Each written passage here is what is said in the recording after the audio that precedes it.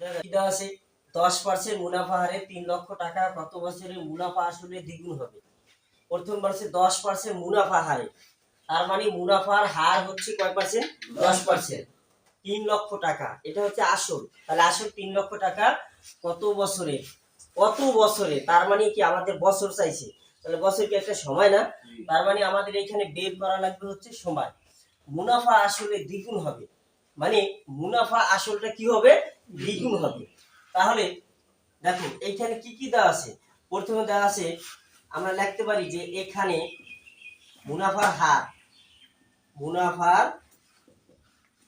হার আর ধরি আমরা আর সমান কত? মুনাফার হার কত? 10%। 10% সমান 10। দেখো এই 10-এর 10 আমরা জানি পার্সেন্ট মানে হচ্ছে কত? 100। তাহলে এই পার্সেন্টেজ মানে হচ্ছে 100। 3 লক্ষ টাকা তার মানে আসল, আসল পি সমান 3 লক্ষ টাকা। আসল পি সমান 3 লক্ষ টাকা।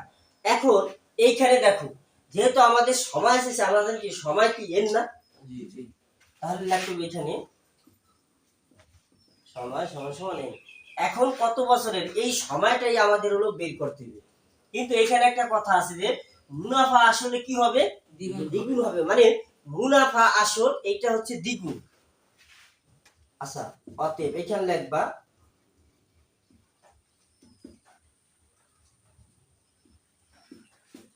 মুনাফা আসল। এখানে কি লিখলাম? মুনাফা আসল। মুনাফা আসলে কি হবে? দ্বিগুণ হবে। তাহলে মুনাফা আসল সমান,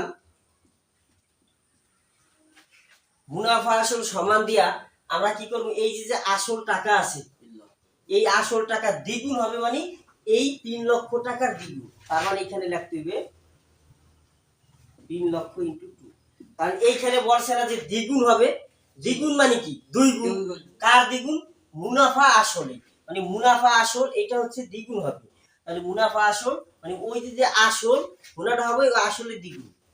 মুনাফা আসল কত টাকা? তাহলে মুনাফা আসল কি হবে? মুনাফা আসল এই যে আসল এটার দ্বিগুণ হবে। তাহলে আসল দ্বিগুণ 3 লক্ষের দ্বিগুণ কি? 3 লক্ষের আমরা দুইটা গুণ করলাম, তাহলে কত হয়? 6 লক্ষ টাকা। গুণ করলে হয় 6 লক্ষ টাকা। এখন এই 6 লক্ষ টাকা কি?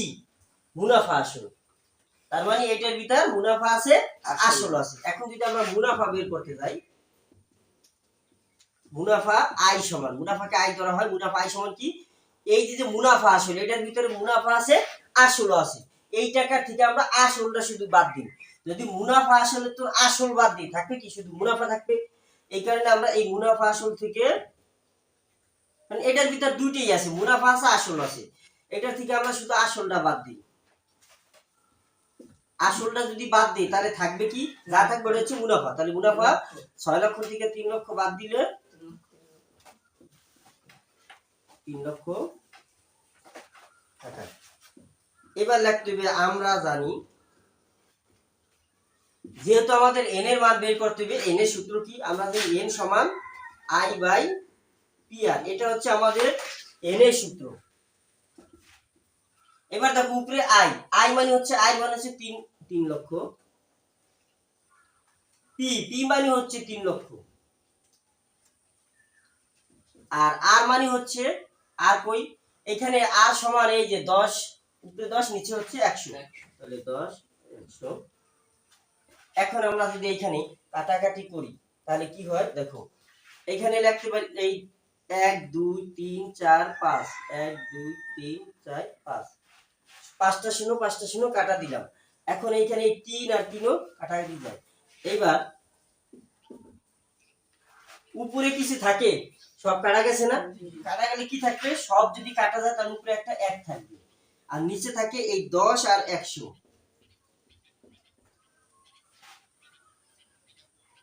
এইবার এখন এইখানে কি হয়? এই 1 এর 1 এটা হচ্ছে ভাগ চিহ্ন, আমরা জানি এই যে দাগ এটা হচ্ছে ভাগ বোঝায়। ভাগ যদি আমরা গুণ বানাই তাহলে কি হয়?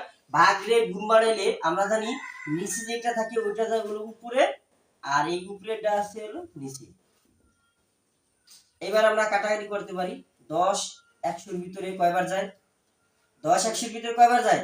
10 বার। কারণ আমরা জানি 10 10 কে 100, তাহলে 10 দিয়ে এই 10 রে কাটাকাটি বা ভাগ করলে 10 বার যায়। 10 100 ভিতরে 10 বার, তাহলে কি থাকে? 10 আর 1, 10 10 রে 1 দ্বারা গুণ করলে 10 1 কে 10। তার মানে আমরা 10 পাইলাম, তার মানে সময় পাইলাম কত বছর? 10 বছর। অতএব সময়, সুতরাং সময় হচ্ছে 10 বছর। তাহলে উত্তর হচ্ছে 10 বছর।